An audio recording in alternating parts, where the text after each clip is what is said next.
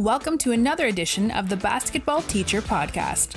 Our mission is to bring you discussions on a wide array of topics in the coaching world to grow players on and off the court. You can connect with us on YouTube, Facebook, and Twitter, and also reach us directly through email at basketballteacherpodcast@gmail.com. Now, here's your host, Coach Mike Hernandez. Welcome back, everyone. Thank you guys so much for joining us here for another episode. As always, wherever in the world you're listening to us from, whatever platform you guys are listening to us on, thank you guys so much for all of the messages, all of the support, all of the things that you've sent my way, the show's way. Really do appreciate that. And I just love that you guys are sending in all these great ideas, all these great things that you've gotten rather from the episodes. And it's really great to hear, and it's really great to see all of that. So keep that coming. I really do sincerely appreciate getting all those messages and getting all that feedback.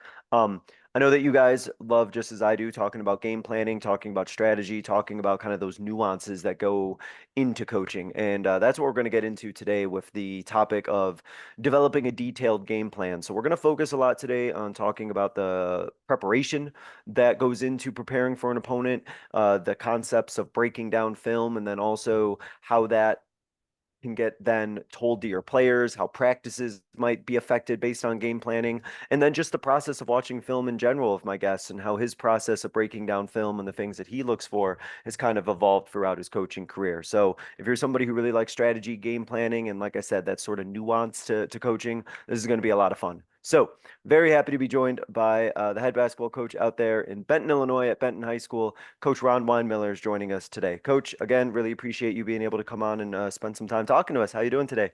I'm good, thanks. Thanks for having me, Coach. I really love talking about this stuff. It can be kind of monotonous, but it's one of my favorite parts of coaching.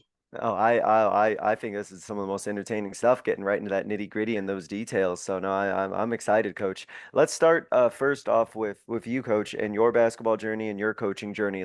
Talk us through where this game of basketball has taken you, and ultimately, how did you end up at Benton High School? Well, in a crazy roundabout way, it's come full circle for me. 20 plus years ago, 28 years ago, I guess now, I was in college and Benton needed a freshman coach, and I was lucky enough to be the freshman coach for 2 years while I was still in high school or still in college. And then I got out of college, graduated, and needed a teaching job. And so that took me to the central part of the state for a couple years, and then to back to Southern Illinois to Fairfield for a couple years, and then up north as a head coach at Forreston for 2 years, and then 5 years as an assistant at Marshall County, Kentucky, which most people have probably heard of the Marshall County Hoop Fest in the central part of the country.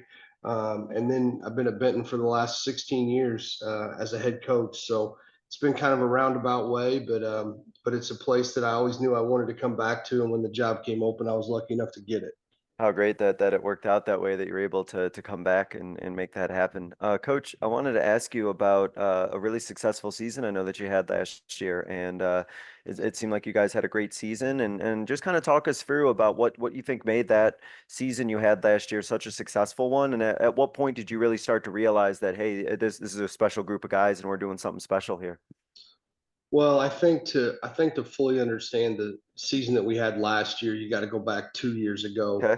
It ended in way earlier than we wanted it to. We got upset in the regional semifinal, which is the first game of the postseason play in Illinois. We got beat by a team that was in our conference that had beaten us twice already, but we were seated ahead of them, and they beat us by 2 points. And I could really sense that spring a resolve in our guys, that they all felt a little bit of disappointment. And it's probably the group that I've seen in the gym the most. Every time I would walk in the gym, somebody was in there shooting, somebody was in there working on their ball handling.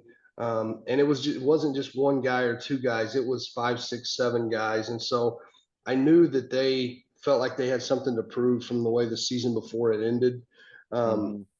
And then you go into the summer, and you really never know. Sometimes you think you're going to be good, and you start playing other people, and you find out you're not as good as what you thought. But these guys just always kind of found a way to win in the summer. And we went to the Rib City in Missouri and played a team out of Arkansas, and we just kept battling and finding a way to win. And they were a really, really good team. And you knew they had all the pieces to be a good team. And then I'm like, man, maybe we got some things going in the right direction.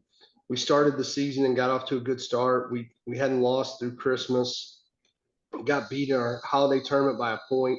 Mm. And then we had planned a trip to Kentucky. My brother-in-law is actually an assistant at George Rogers Clark in Kentucky, which is the last 2 years won the state championship, and the year before got second in Kentucky. And we played them, and we played them a really close game. And after coming out of that, that's when I think we all sensed that we probably had a chance to make a run because we had just played them to a really close game. They were ranked in the top 10 in Kentucky at the time, and and we're on the path to make another run to the state championship game. And their point guard tore his ACL about 2 weeks later, which Oh, kind of wow. derailed them a little bit. But I think we knew what we had played because we had watched them on tape and they were so good. And to be able to hang with those guys, I think we returned from that trip with a sense of, even though we had gotten beat, hey, we're pretty good.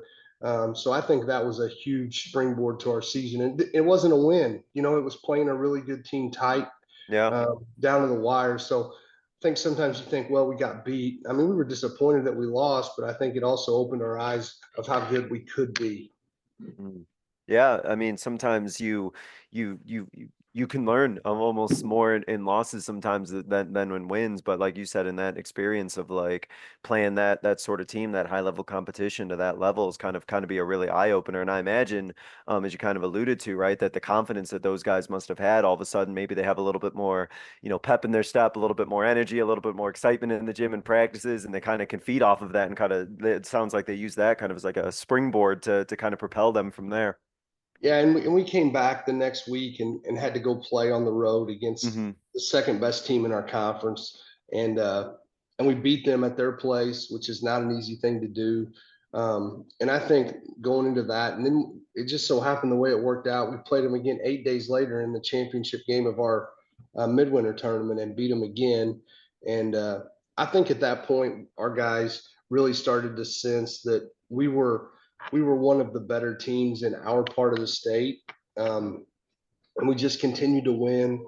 And then the first weekend in February, we have a shootout, and we were ranked in the top 7 or 8 of the state, and we played another team from the Bloomington area, El Paso Gridley, who was also in the top 10, and we beat them by about 18. And then from that point on, you could really sense that, hey, maybe we have a chance to do something really special. But we also knew that the number one team in the state was going we were going to have to beat them in Hmm. what would be the round of 16. So we knew that that matchup was coming down the road. But we still had some hurdles to climb, and so did they. But I think that's the game that everybody in the state wanted to see.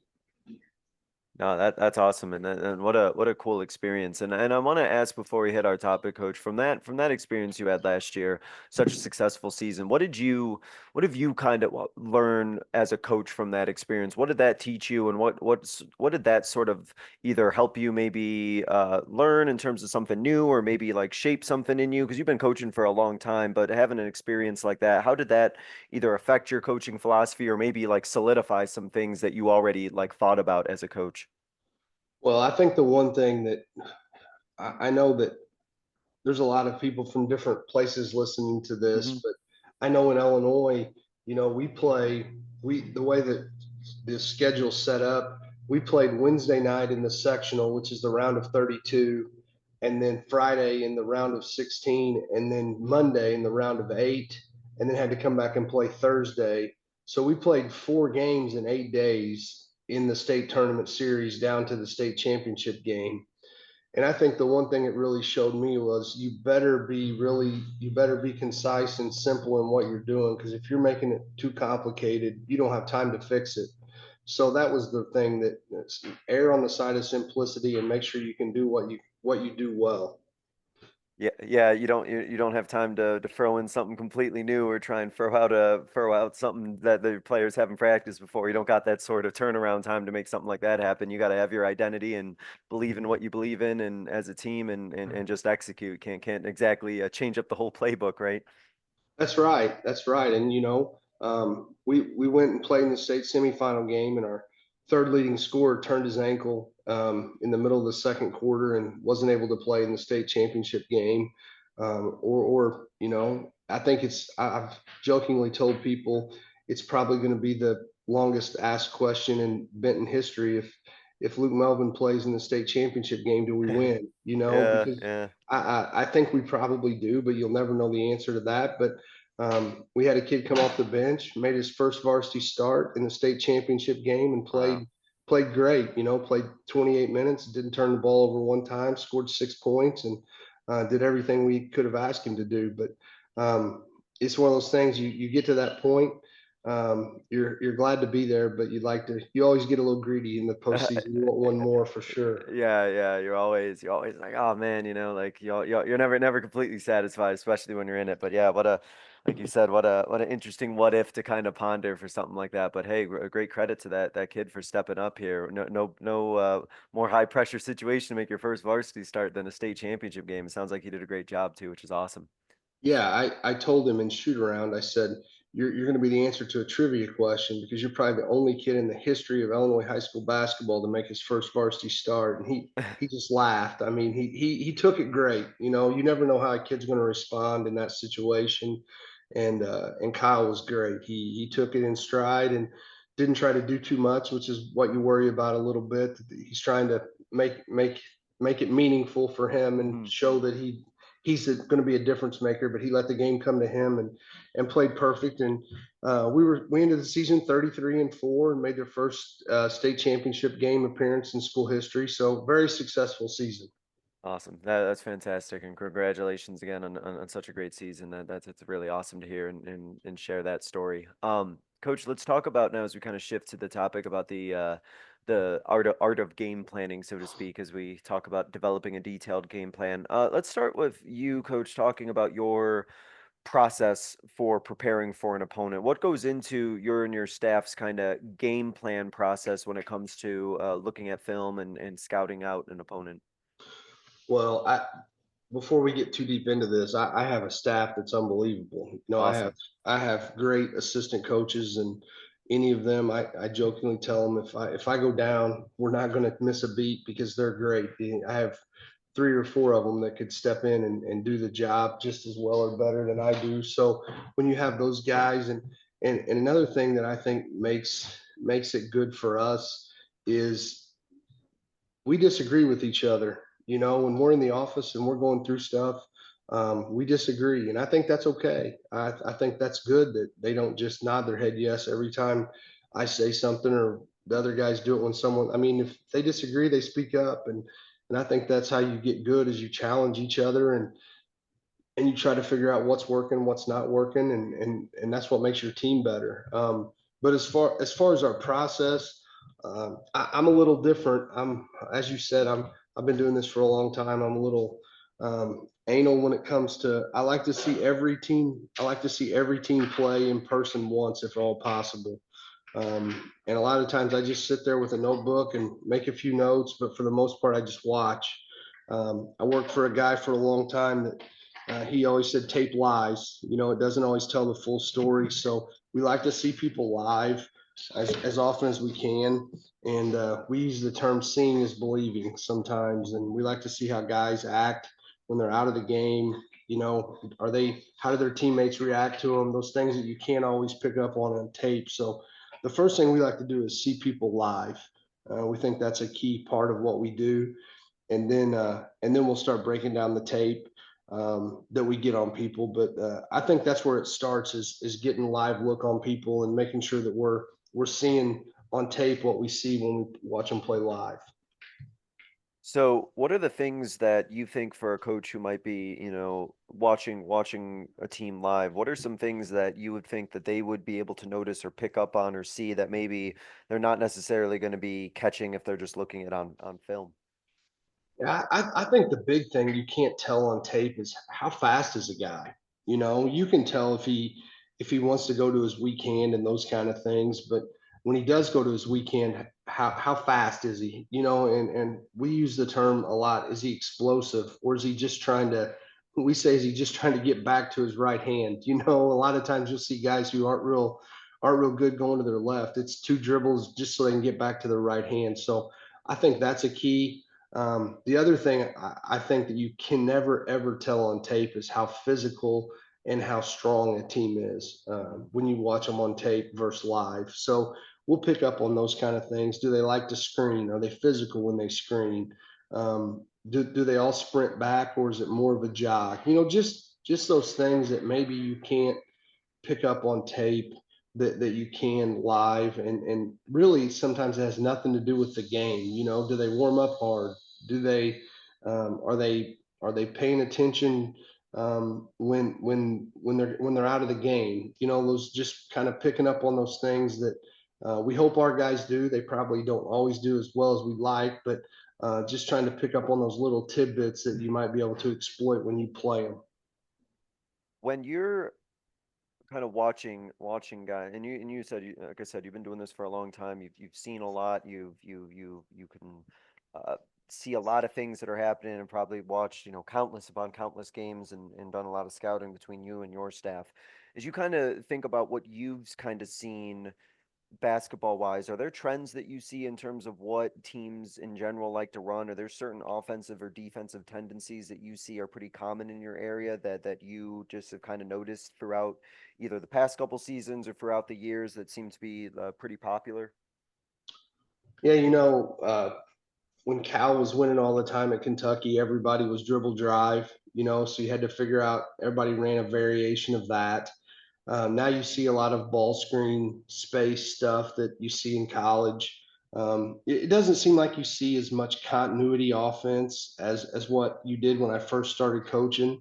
But I think the ball screen stuff and the ball screen into an action. It used to be you just have your biggest guy set a ball screen at the top and he'd roll, and then you kind of play off of it. Well, now there's so much other stuff where guys are flare screening on the backside or hammer screening on the backside, and that ball screen has become more decoy action than it is the actual focal point of the offense. So I think that's one of the big things that you see is with that ball screen. If you got a guy who knows how to play it, you got a lot of options off of it. But if you got a guy who doesn't know how to play it, it's kind of wasted motion. So I think that's the biggest thing that I have seen is the implementation and usage of ball screen, more than what you saw 10 years ago for Mm. sure.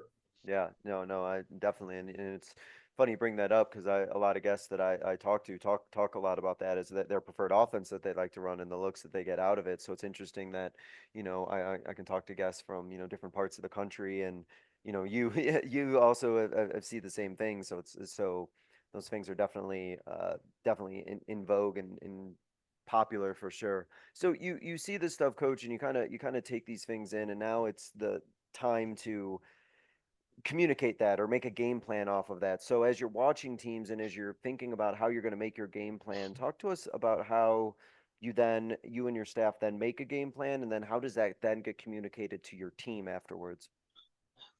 Well, and once again, I know you got people from all over that listen to this. So we play primarily on Fridays and Saturdays. We don't play a Okay. lot of Tuesday games.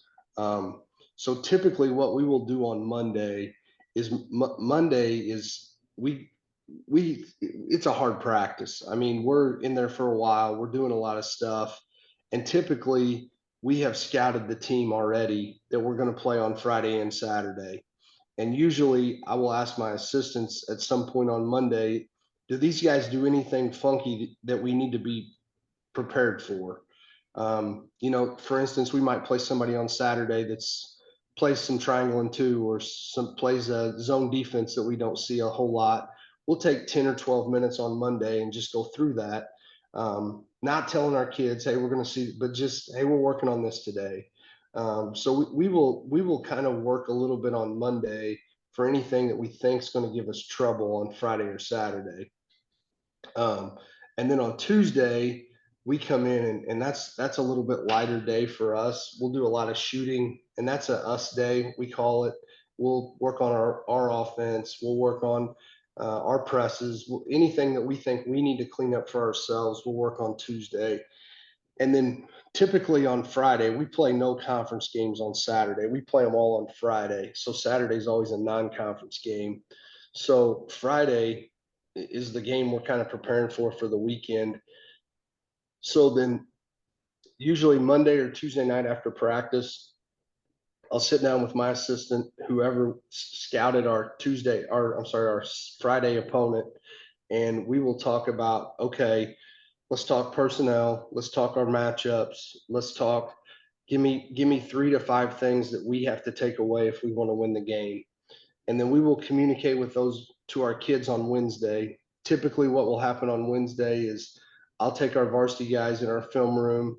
We'll start talking about people. We'll start talking about some actions. We'll watch 5 to 10 minutes of tape. And while that's going on, one of my assistants is putting in the scout team offense with the scout guys, and then we'll go out and we'll practice, and then we'll hit that usually toward the end. And on Wednesday, we do a lot of walking through. And something I started doing probably 5 or 6 years ago, the first 2 weeks of practice, I will pick an action that one of our opponents usually runs, and we'll guard it. I just call it action of the day. And we'll spend 10 minutes doing that. And for instance, one day it might be everybody runs this where they screen across with the guard for the post guy and then bring the guard off the elevator screen to the top. I mean, everybody has that action in there in some form or fashion. So we will guard that in November and talk about it. And so then hopefully when we get to it and see it in January, we don't have to spend as long a time breaking it down and talking about it. So I think that's something that's helped us a little bit. And then just having rules for what you do. I mean, people can only do so many things. So we switch a lot. So we always, on a stagger screen, we always switch the second screen is always an automatic switch.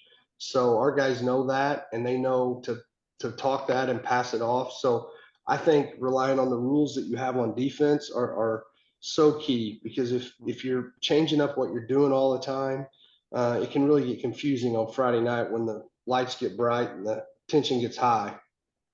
So with that, because I think that's a great point, and that's always kind of the classic conundrum, maybe sometimes that coaches have, is the idea of adjusting and being able to anticipate and react to what another team does versus sticking with what it is that you believe, and believing that if you execute what you run, that you don't have to necessarily worry about what another team does. So I wanted to talk about, like, for you as a coach, what is that sort of process like, where as a coach you kind of think about, like, how much do I have to adjust to another team versus how much are they going to have to adjust to what it is that we do? So when you think about that, how much do you say that you're really changing what you do game to game versus, maybe just making like minor little tweaks here and there? Well, I played for a defensive guy, and I've worked for some great defensive coaches, and I don't know that defensively we change a whole lot. We might change very, very minimal things. We probably adjust more offensively game to game than we do defensively. And when I say adjust, um, we run a lot of stuff. We run a lot of zoom action. So we have a package of 8 to 10 plays that we run out of that. We have a horn set that like most people do, but we might adjust. Okay, Friday we feel like these the 3 or 4 out of the zoom that we like. So we'll rep those.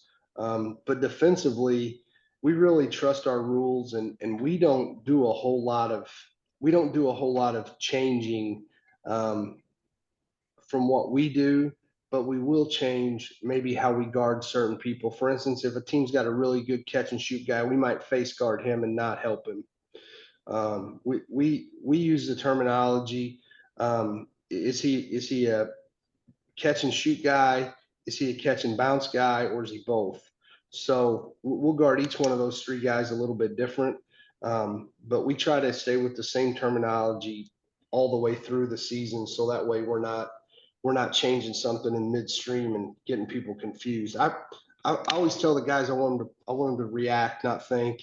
So we try to really, really preach hey, this is what we do, and if we do it well, we like our chances.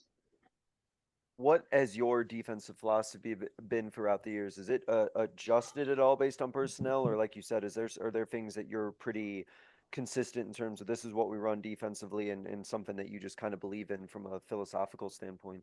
Yeah, we're a base man-to-man team, and we switch a lot. Hmm. We're now the one big difference that we believe in that some people don't is we never give up the baseline ever. I mean, that's a cardinal rule for us. We force everything back to the middle. Um, and I know some guys will fist fight you over that. My best friend and college roommate, we've almost fist fought over it because he's a forced baseline guy. But it's one of the things that I believe in and we teach.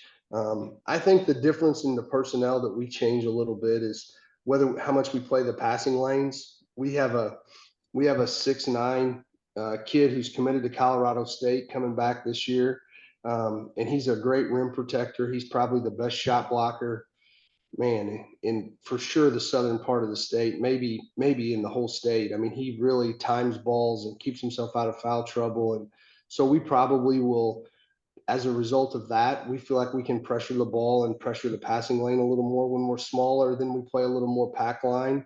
So I think that would be the one big thing that we change philosophically based upon our people. Okay, great, good to hear. I love man to man myself, as many of the people listening know. So whenever I hear somebody who's a big man to man person, it warms my heart a little bit. So And you know the one thing we play some 1-3-1. That's kind of our change up. We Mhm. feel that not a lot of people go against that every day, and not a lot of people see that. So we will play that as our change up defense.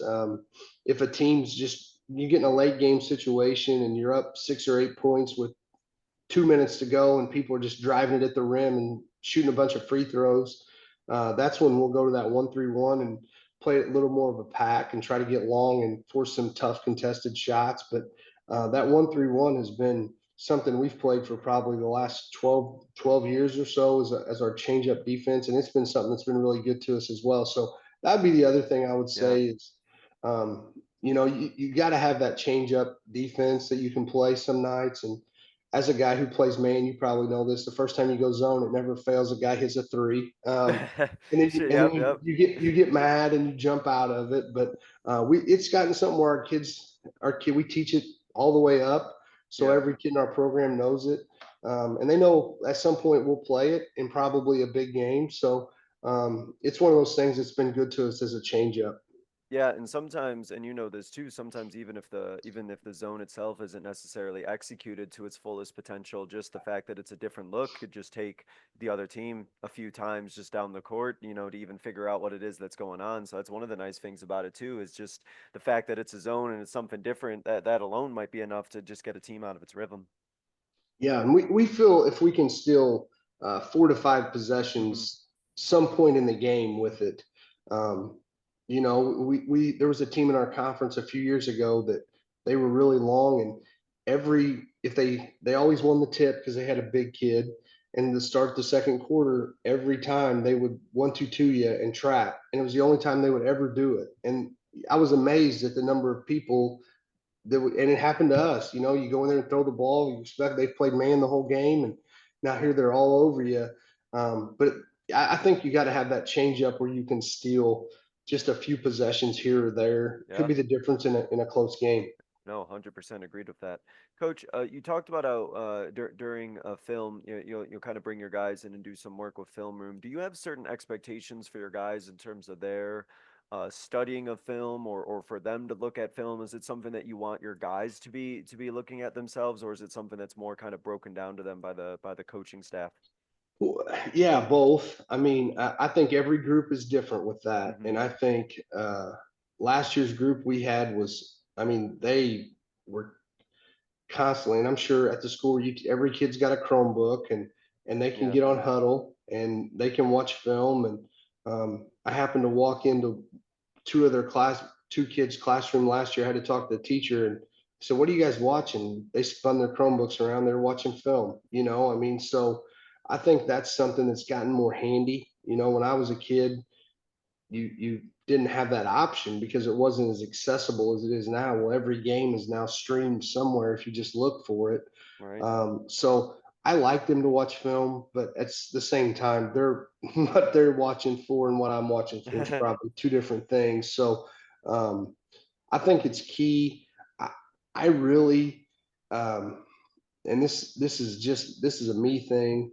If we get through the second time of our conference, we might show a few clips of us versus them, but I feel like when you put yourself out there for them to watch tape of the opponent, they end up watching themselves.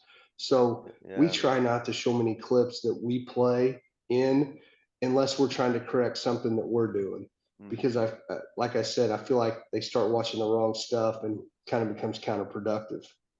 Yeah, I think I think film sessions they could be really productive if your guys, but like you kind of talked about, they got to be really like focused. They got to be really specific because, I mean, at least for me, I know that, if I have my girls sometimes watch film, if they don't know what it is they're looking for, they'll just kind of watch themselves or like you mentioned about, or they'll just be kind of looking at something else. And then I can ask them like, hey, what did you get out of film? And if I didn't give them anything to look for, or we didn't go through it together, they're not really going to give me the best answer in the world because I don't really think they even know what they're looking for necessarily unless they get taught that ahead of time and then go through and have the coaches go through the process of watching film because they don't know how to do it, I don't think, unless they get taught like this is how you look at film and this is how you break it down. You're exactly right. And I think one of the big things is we live in whether we want to admit it or not, we live in a instant gratification society. And to think you're going to take them in there for 30 minutes and really grind watching film, I don't think that's a great thing either because you've lost them after 10 minutes. So we try to show them clips, about 15 or 20 clips, and just talk about what we're watching. And then we will try to come back the next day and show them a different 15 or 20 clips of the same stuff but in a different game. And Yeah. then we will say, hey, okay, what'd you just see? And so on Thursday, that's a lot more of them talking and me listening, and Wednesday's a lot more of me talking and them listening. So last year's team was so good at being able to figure that stuff out, and then go out on the floor and know what they saw and take it from the film room to the floor. Because I've had some teams before that you could watch tape from now until the world burns, and they were going to figure it out, But this team last year, I think it's one of the reasons they were so successful because we didn't have to spend as much time on the floor because they could figure stuff out so fast. So therefore, I feel like we stayed fresher and more rested, for the long run. No, no, absolutely. No, I like that a lot. Like you said, kind of breaking it down to those bite-sized pieces, I think it's maybe the best way to capture the attention span of players, definitely. Um, you I want to talk a little bit more and kind of get into your practice plans. Now, you talked about kind of the way that you're scouting and the way that your game planning kind of trickles into certain elements of your practice planning. So, when you think about the way that you design practices, and I know it'll be probably a little bit different beginning, middle, end of the season, depending on where you're at, but when you think about your practice planning, how much of that percentage wise is dedicated towards, just stuff that you're working on as a team or concepts or, small sided games or what have you versus, things that are there to specifically get you ready for the next game that you're playing? Both. I mean, I think you're always trying to. We do two things that are a little different than what most people do. We never stretch before practice. I give them about 10 minutes before. If you're a guy who can come out of the locker room and start practice, that's good. If you're a guy who needs to get out there 20 minutes early and get yourself stretched, then that's on you. But I felt like it was too much mess around time for 10 minutes, and it was wasted 10 minutes. So we just started. We've never done that, and I know it sounds crazy to people, but our guys know that, and they know that they got to get out there and get themselves ready to practice because we get out of school at 2:50, and at 3:15 we're rolling. So um, I think that's a big key. We do a drill that you probably do. Everybody in America does it, where we do 4-man get back, where coach lines them up on the free throw line, calls a number, throws it to the other team, and so you're playing 3-on-4 back until that guy can Yep. get in the play. We do that virtually every day. I think I personally think it's the best drill in basketball because we then convert it to make it five. We do 5-man get back then, and we'll go 2 or 3 trips where they're having to do transition defense. I'm a big believer in offense to offense instead of just staying on one end for 25 minutes. So I think that transition drill has made us better at both offensive and more important to me, defensive transition, because I think that's something that gets lost a little bit in what you're preparing for. If you can make a team score against a set defense, your odds of winning go up dramatically. If you can make them score against a set defense and not have live ball turnovers where they can go down and make a layup, I think your odds of winning. So we do that virtually every day. And then we really get into what we're going to be doing. So whether we're working on some offensive concepts or defensive concepts, whatever it is, but I'm not a big, this is one thing that's really changed from my time. I think if you're early in the season, you're going to be there little bit longer, but if you're going more than 2 hours and 15, 2 hours and 20 minutes max ever, you're just out there for yourself more than for the kids. So, and I used to be a 3-hour grinder. So that's something that's really changed in my philosophy of understanding they need rest and understanding that rest when you get into late January, early February is probably as important or more important than that extra 15 minutes of practice.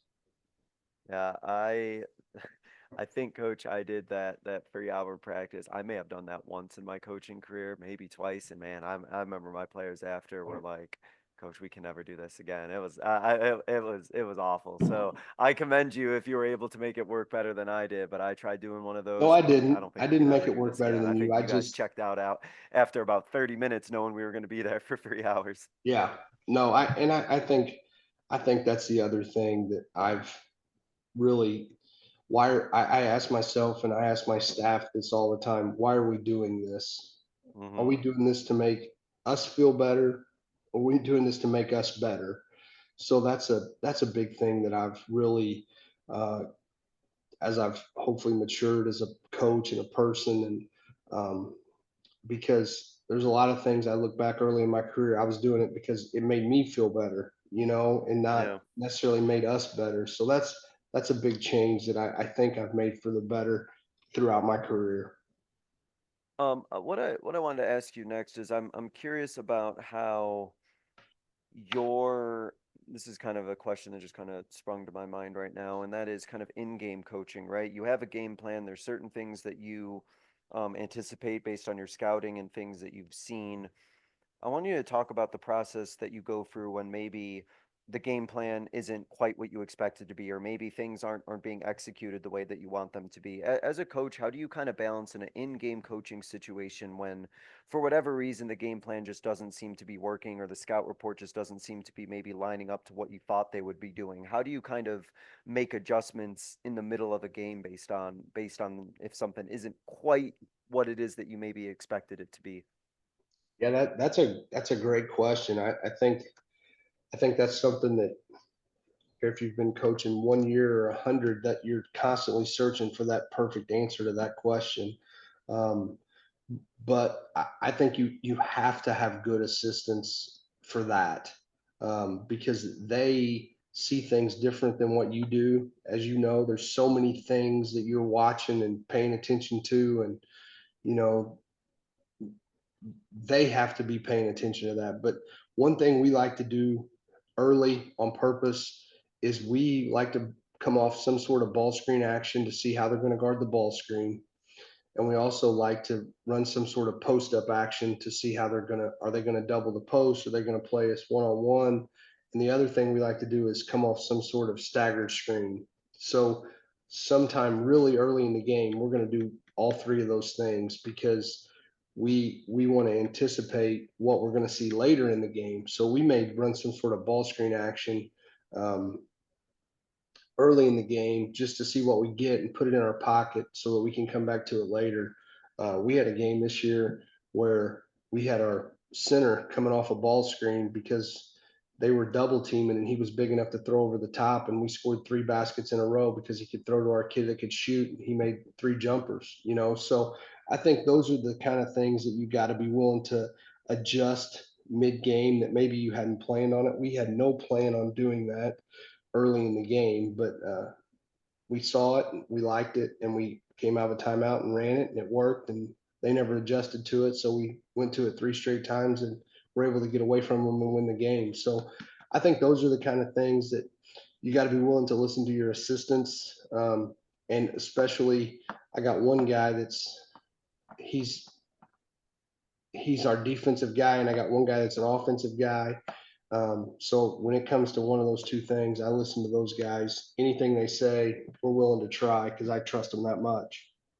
There's a lot in your answers that you've given, Coach, which I think is great about how much trust and how much it is that you value and that you need your assistance for. And so I think that one thing that really sticks out to me is just how valuable it is and how much of a cohesive team effort it is for you as a coaching staff to succeed, and how for your team to succeed is that everybody's voice is valued, everybody's input is valued. And I can definitely tell from your answer that for anything to be working at Benton the way that it is, it takes input from everybody. Everybody's voice needs to be heard, and it does really sound like a total coaching team effort for the success that you've had. Yeah, and I think one thing that you have to be willing to do, it's one thing to say I trust those guys, but um, for the last 2 years, I couldn't tell you one out of bounds play we run because I got a guy that takes care of all that, and that's his job, and that's what he does. And now sometimes it's not great, and he hears about it after the game, but that's his deal. He does our offense and defensive, uh, out of bounds defense and out of bounds offense. And I got another guy that he does a lot of our. He pays attention to our offensive stuff, and he says, "Hey, I like this play." Okay, you got to be willing to trust those guys and follow through with that by showing it to the team. And I think it also gives them ownership with our players because they see how much I'm willing to take their input. So therefore, when those guys are coaching them in practice, um, now they see that, hey, the guy in charge is taking their opinion, so maybe I better. Yeah. So I think it's one thing to say that you trust them. It's another thing to kind of put your money where your mouth is on that. And I do totally trust those guys, and we wouldn't have done what we did last year without each and every one of them. That's awesome. Coach, you know this as well as I do, that in the offensive side of game, a lot of coaches are going to, kind of a more free flowing, a 5 out kind of a, not exactly a set rigid offense necessarily. At least that's what I see a lot where I'm at, where there's a lot of autonomy and a lot of freedom where players can kind of, whether it's a read and react or, do things off a dribble drive or certain motions that players run, where there's a lot of options and there's a lot of freedom and a lot of different things where maybe one offensive set doesn't necessarily look like the same. Even if it's the same formation, it could be run a bunch of different ways. For you as a coach, how do you kind of defensively plan for these offenses that are meant to be really free flowing and quote unquote like unscoutable, so to speak? Well, the players are still scoutable, Mm-hmm. so that'd be the first thing I would say. If teams that, and we see a lot of that too, we're somebody who's going to do that. We're going to guard a lot more to the personnel than somebody who's more set driven. But I also think there's also those base actions that every play has. So I go back to what I said earlier. When you've guarded those in November and talked about how you want to guard them, now when you see those, hopefully you're able to adjust and know what we want to do. But I think the big key to that is we're going to guard your personnel and try to take away some things that maybe um, every high school team's trying to hide something. Mm-hmm. So we're going to try to figure out what that is and maybe try to exploit it a little more than you want us to. That's what we're going to try. Doesn't mean we always do it, but that's going to be our goal. With that being said, because I think this is a really good kind of follow up to that, is that you are definitely you've definitely seen, as I know I've seen, where teams got like their star player, kind of their go-to guy, or in my case, go-to girl, where everything kind of runs through them, and that no matter what happens on the offensive set, that person's going to be looking to touch the ball and make a play, whether it's driving, scoring, passing, the offense will run through them one way or the other. Um, what would you give as kind of a recommendation maybe to a coach who's listening about how to kind of zero in, or how to really kind of lock in on that, go-to offensive player and kind of disrupt them, and really kind of get him or her kind of out of their rhythm and disrupt the offense as a whole? Well, I think a lot of that depends on what kind of player are they. Are they a kid that are they a catch and shoot kid? So if you can make them bounce it, they get a little uncomfortable. Are they a kid that would rather bounce it and now, but it's not a great shooter? I think you're going to try and play into their weakness. You're We're going to try sometimes maybe and put a longer kid on them to give them a tougher time to shoot over the top. I think finding that uh, player on your team that you feel like can disrupt them a little bit from what they like to do is key. Now, like I said, it doesn't always work out, and maybe you gotta. I've had matchups that I liked before, and you get in the game and the kid's got 8 points in the first 3 minutes, and you got to make an adjustment. So, um, I think, and the other piece of that is if they're really, really, really good, sometimes you got to go get the ball out of their hands. Just go double team them and make them have to pass it and give it up and make those other kids beat you. So I think there's a lot of different things that you can do defensively to that player. Um, and maybe look at what other people have done when you get deeper into the season. What worked. He only had 7 points when they played Team A, but he also had 8 assists. So okay, well maybe that's not the greatest plan. So I think you try to steal from what other people have done who have had success, and then formulate also with what you feel will work with your personnel. I like what you mentioned about looking at film from other games, and kind of looking at, what their stat lines are and what the trends are. I know that's something that's been really valuable to me, and I think it's such a great resource for coaches to take advantage of. Is just, and I think you mentioned this, right? How everything is out there on, whether it's Huddle or on YouTube, or the NFHS network, that there's so much out there on people that, and on teams that, if you don't get the chance to see them live, you could probably still see 5, 6, 7, 8, maybe even 10 games worth of stuff, and really get a sense of what works, and maybe what doesn't work. And I feel like you kind of owe it to yourself with all of this information out there to really kind of develop a detailed game plan off that sort of thing. Yeah, and the one thing I would say is you can't bog yourself down with information overload too. There's only so many hours in the day. Right. So you have to be willing to know. For instance, we've talked about we're primarily a man-to-man team. If Hmm.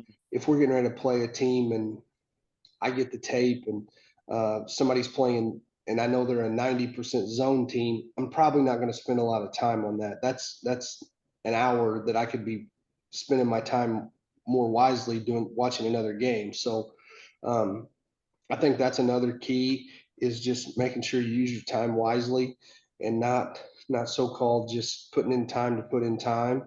But yeah, I think that's a key thing. And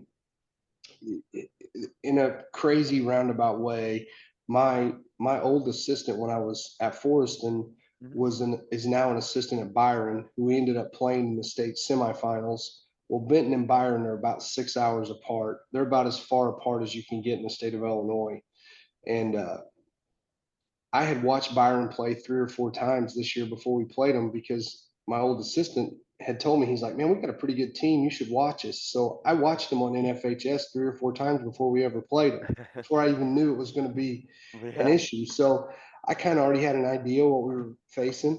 So you never know how those things are going to work out. But I love being able to sit at home on a Wednesday night when we're not playing and everybody goes to bed, and I've watched games in Arizona and Utah and all over the place. So it's really neat to be able to see how they do things in different parts of the country. And but it's also important when you're preparing your game plan not to have information overload because there is so much out there.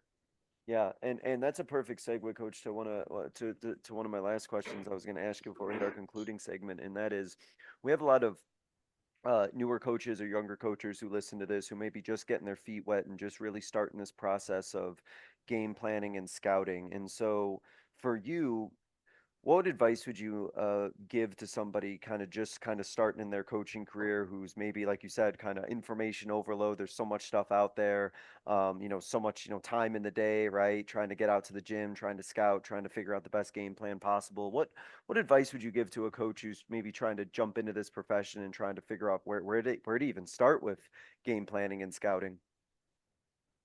Well, the first thing I would say is get a mentor, get somebody that you can call, that you can talk to, that really has that has no skin in the game of your team. I got a couple guys like that I still call all the time. That, hey, this is not working. What would you do today if you were still coaching? Guys who have seen every scenario already. How would you handle this? So I think when I was a young guy, when you called someone and you asked for help or you asked for guidance, it was kind of like you didn't know what you were doing. But everybody's been there, and the most successful coach in your conference or area, they started out this just like you did, and they probably had someone that was helping them and guiding them, and that they were calling when they had questions. So don't be afraid to ask for help. I still do it, and I'm not afraid to say that. I may have been 10 years ago, but I think it's one of those things that every, and network, get to know the guys in your conference. Some of them you're going to like, some of them you're not. But those guys that you like, man, you can really lean on them, and they can be a great resource to you and you to them. And I think nobody really knows what coaching's like except for the people that do it. So you may think your buddy who's a banker understands. Well, nobody's talking about the loan he gave out Friday afternoon at the coffee shop on Saturday, like they are the basketball game. So lean on those people, and have some people that you can trust and know that have your best interest at heart. Yeah, it's such a valuable thing to have somebody who, like you said, has no skin in the game, who can just kind of tell it to you honestly, who can separate the emotion from everything. Because I know for me, and even still sometimes for me, right, it's hard for me to kind of one, take a step back because I'm so entrenched in it, and two, sometimes, I have these biases or, emotion is tied into certain things, or I feel a certain way and I can't remove myself from it. So to have somebody who can just kind of look at the situation for what it is and just give an honest assessment and have that be somebody obviously you really trust, to me is invaluable because they can just look at it through a lens that, in my case, I just wouldn't be able to. Yeah, and I also think that it's one of those things that it doesn't need to be one of your assistants. Mm-hmm. Just because they see the same things that you do every day in practice, and they have, just like you said, they have biases. They have kids that they root for internally. So it needs to be somebody that's probably removed from your program, who understands the situation without maybe understanding all the components, so to speak. So I think that's a huge part of it. Yeah. Coach, you're always in the process of looking to get better, to improve, and I wanted to ask you as before we hit our concluding segment, what do you still kind of see left as your work to do as you think about just becoming even better at developing game plans and scouting? What would you like to maybe continue to tweak or improve or adapt, or maybe just get that much better at when it comes to making your game plans? Well, I think you always want to make it more efficient. You want to be more efficient with your time, with your assistant's time, with your kids' time. So there's so much out there. Just, I'm not the most technological guy in the world. You're lucky I got on this Zoom without having to call you. But I think it's the ability to take that technology and be able to utilize it. We actually, I have a young assistant who's great at all this, and I had him go back over our last 7 or 8 years, and I said, why did we win? And so he went back and took out all the games that we won by 15 or more, or lost by 15 or more, and we threw those out because we said those we don't want to know about those. We want to know close games. So the games that we played that were within 15 points, win or lose, did we get 8 offensive rebounds or more? What was our record? Did we shoot more free throws than our opponent? What was our record? Did we have more than 8 assists? What was our record? So then we looked at our overall record in those 15 games, and then we broke it down to each one of those subcategories, and we charted that this year, and we picked out 5 or 6 things that we had won 80% of our games when we did, and we charted those, and we found out we won those games this year too when we did at least 3 of the 5 things. So I think those are the things, using technology because it's out there, but not letting it just swallow you up because there's so much information.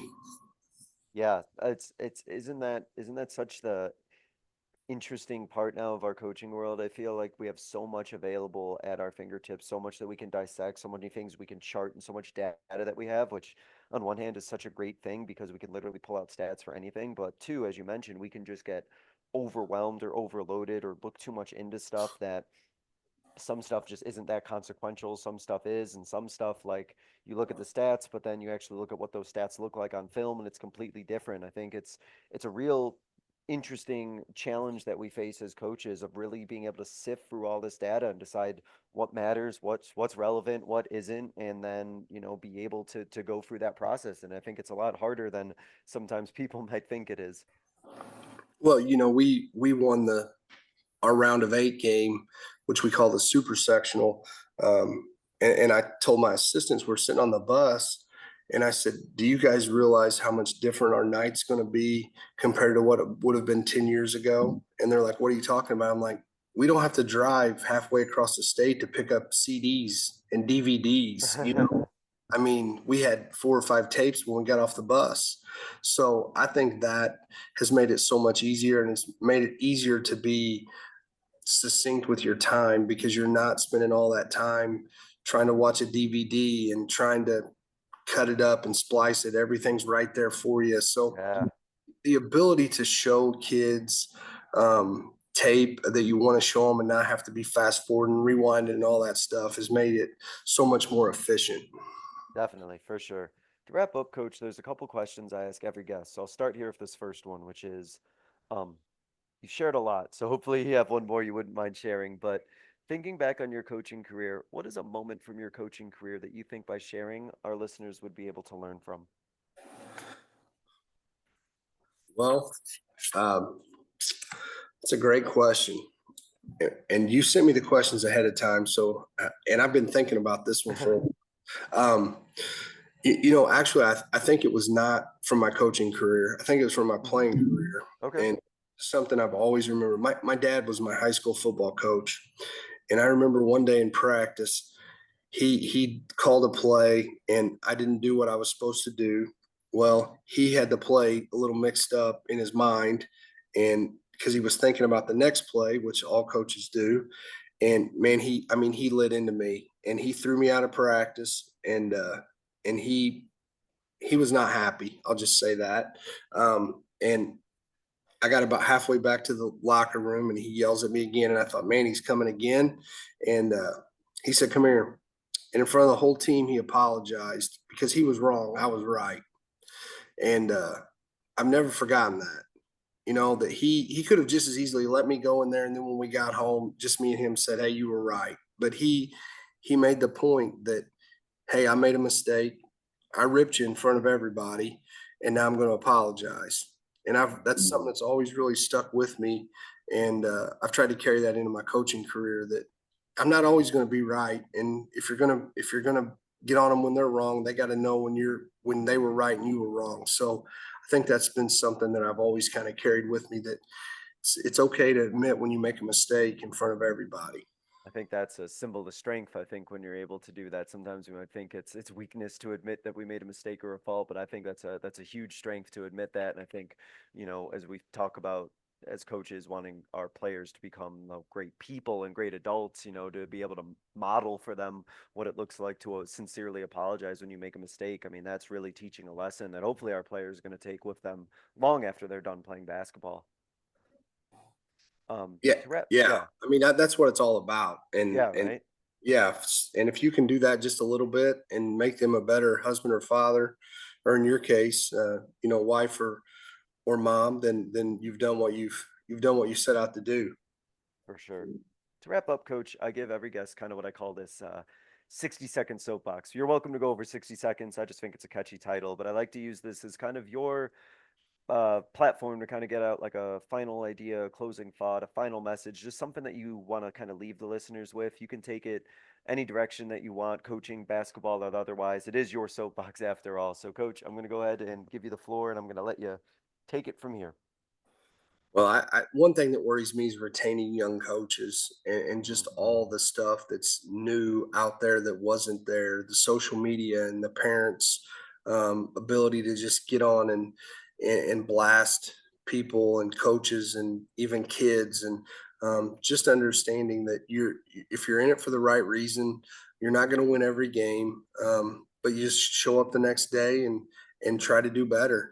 You know, I've made mistakes that have probably cost us games and done things that have probably made winning a little easier. But at the end of the day, you just try to show up and do the best you can, and just rely on those pillars that you have of your program, and just continue to coach, continue to teach, and continue to be in it for the right reasons. And I'm a big believer that your program and your kids will see that, and it'll work out for you in the long run. What a great point to end on. I think that as coaches, we owe it to always get the next generation ready into coaching, get our potentially our players, our former players into it, and keep them in this great profession because we definitely need great coaches. So definitely would co-sign that. And Coach, I really want to thank you for coming on here and talking about your game planning, talking about practice planning, talking about coaching philosophy, scouting, breaking down film, all the stuff that you shared. And it was a pleasure to hear kind of your journey, especially all the great success that you've had here recently. So again, really do appreciate it. I wish you all the luck as you continue to push to make another deep run here up in this coming year, and best of luck going forward, Coach. I do sincerely appreciate it. Thank you for having me on. I very much enjoyed talking about that. Like I said, it's not the sexiest thing to talk about, but I really enjoy it and appreciate you letting me share. Thank you guys so much for listening. This was another edition of the Basketball Teacher Podcast. We will see you guys next time. Thank you for listening to another edition of the Basketball Teacher Podcast. Make sure to connect with us on YouTube, Facebook, and Twitter, or reach us directly through email at basketballteacherpodcast@gmail.com. Take care, be safe, and we'll see you next time.